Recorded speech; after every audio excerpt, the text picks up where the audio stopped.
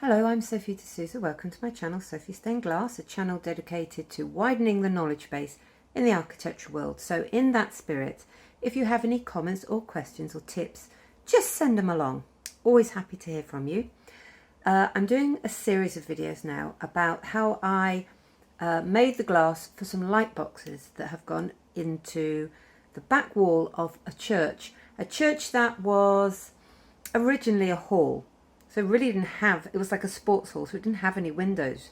So I've done quite a few light boxes for this church, and actually quite high up windows. There were a few sort of narrow high up windows.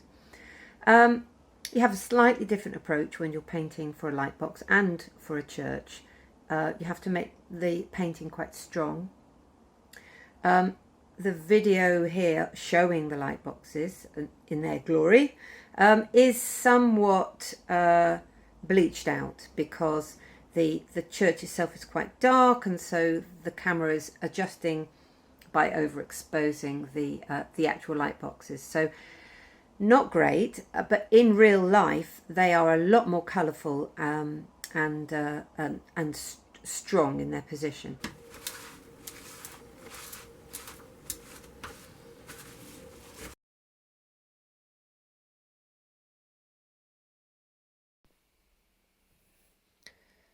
I'm using a rigger brush here because they're long and you can load them up with a lot of paint, because really you need to work the paint while wet and not keep dipping in and out of your palette. You don't want to return to dry paint with a wet brush because you will get sort of blistering during the firing process. So painting round grapes with a rigger brush takes a bit of learning the technique, but it is quite doable. I also like to make sure I've got a nice outline to the things I paint, so that the outline isn't just dictated by where the lead is on the outside of the thing I'm painting.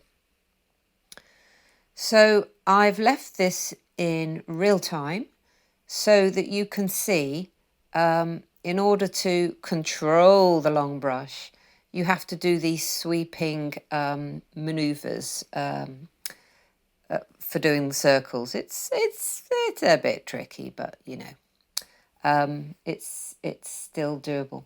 So I will speed this up because you know, watching paint dry and all that. But I wanted you to get the idea of how I'm handling this brush.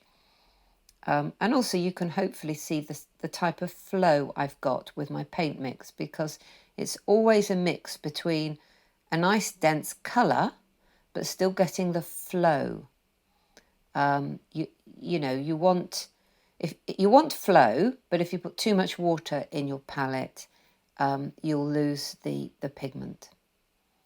So that's why you also see me doing a little stroke with my brush on the light box before I go to the actual thing I'm painting, just to check the feel of the paint.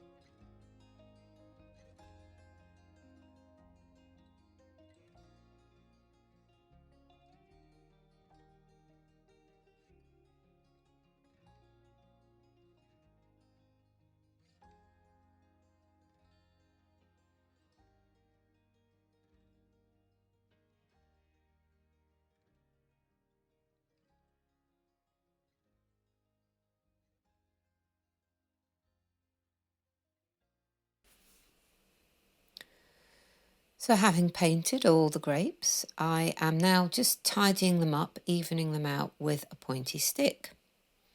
And I quite like using this technique on grapes because I don't clean them up perfectly. I leave a little bit of sort of scratchy work around the outside edge, just because I don't like things to be too perfect, which they probably never will be because it's all hand done. But yeah, if there's a little bit of a shadow outside line, I don't mind that at all. I hope you can see what I mean.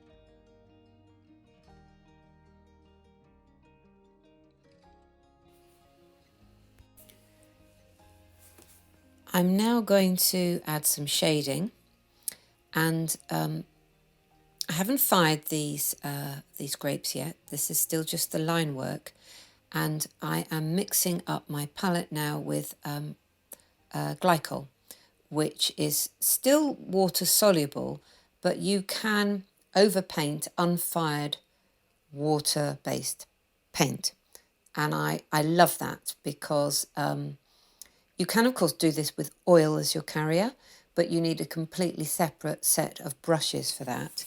So this just, I don't know, I like the way it works. It's a big job, so I'm mixing up a lot of paint all at once because I want some consistency across the job, so I don't want to have to keep mixing up more palettes. For some reason, I can never quite get them exactly the same. So I really don't like having to mix another palette up halfway through a job.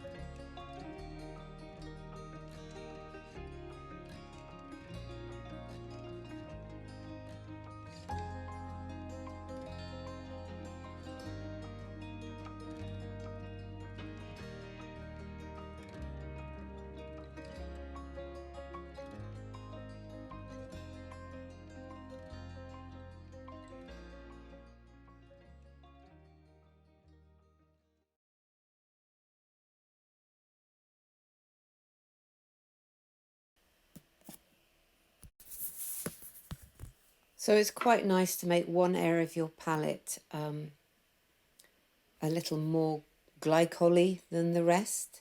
So that just allows me to sort of control the amount of pigment I have with my glycol by just pouring a little bit of extra glycol onto one area of the palette.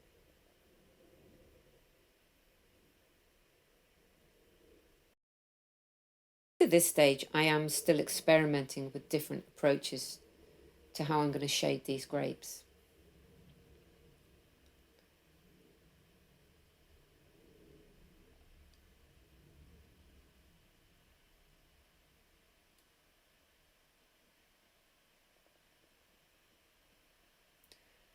So you can't quite see in shot, but I think what I'm doing at the moment is dabbing extra glycol grape by grape. I've poured it into the lid of the container so that I've got a bit of neat glycol to hand.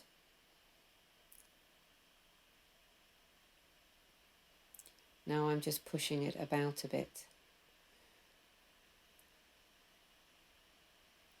So lots of trial and error actually with different effects.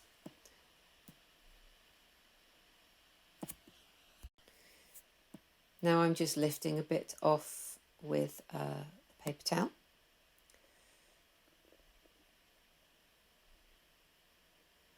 Pouring a bit of neat glycol on.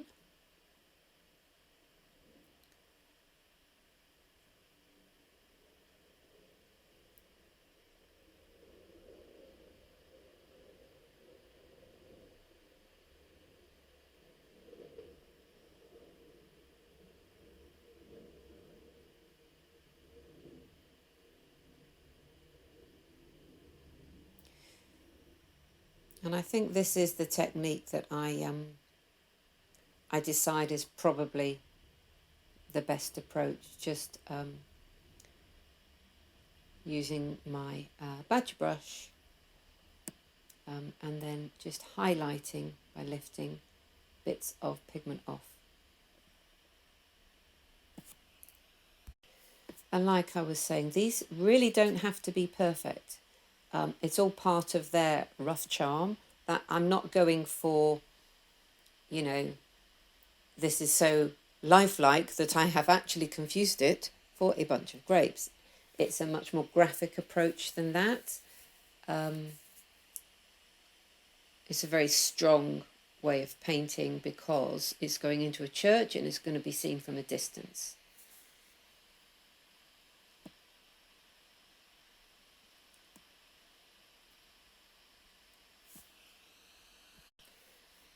Again, more experimenting with lifting off the paint.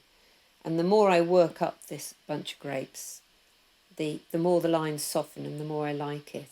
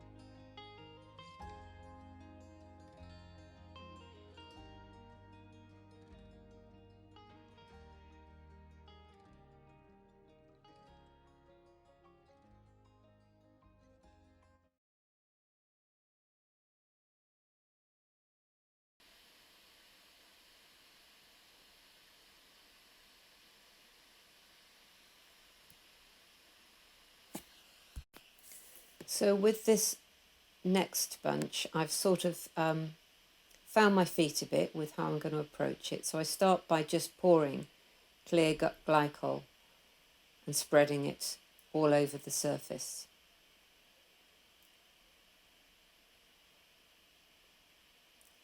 Then on the side where I want most of the shadowing, which will be at the bottom of the bunch of grapes, I'm just adding a bit of pigment.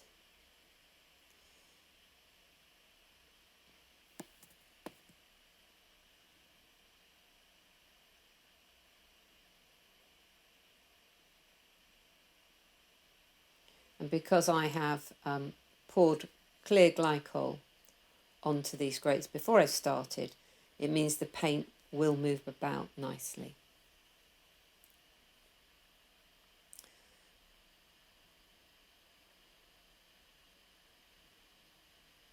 Again, highlighting by removing some of the paint colour.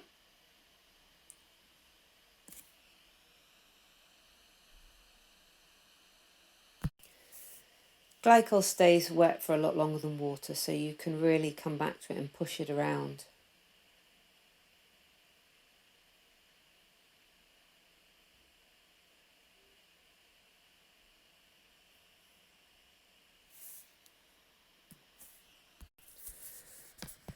So in the end, I find I get into my stride.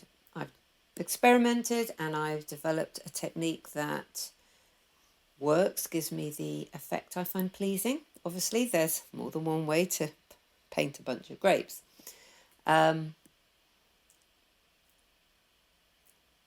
You will find that if you pour glycol onto unfired water-based paint and then really work it, that you will start to pick up some of the paint from underneath. So it's quite stable, unfired water paint under glycol, but not completely. If you use enough friction, you will start to lift some of the paint underneath. And I'm using that here. I've decided probably now that I don't need to add extra pigment. I can just use the pigment that's already on the glass. I'm not touching the grapes at the top of the bunches much because I can have those staying lighter. But I'm getting the shading by moving the paint around at the bottom.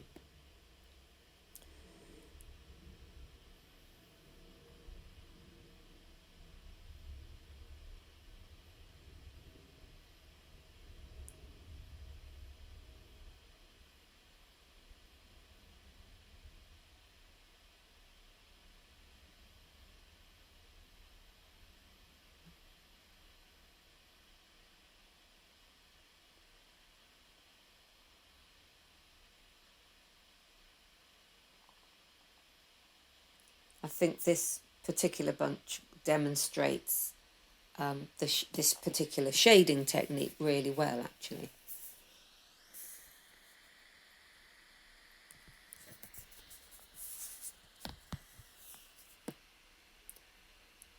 So that's all I'll show you of the painting of the grapes, because there were a lot of bunches. But I wanted to show you the beginning bit when I experimented all the way through to establishing my method going forward. So there we go, the grapes. I hope you've picked up a couple of tips just from the way I work. It's always interesting to see how other people work. Obviously there's lots of different ways to approach shading, and this is just what I thought was best on this occasion. So thank you for watching, and please like, comment and subscribe.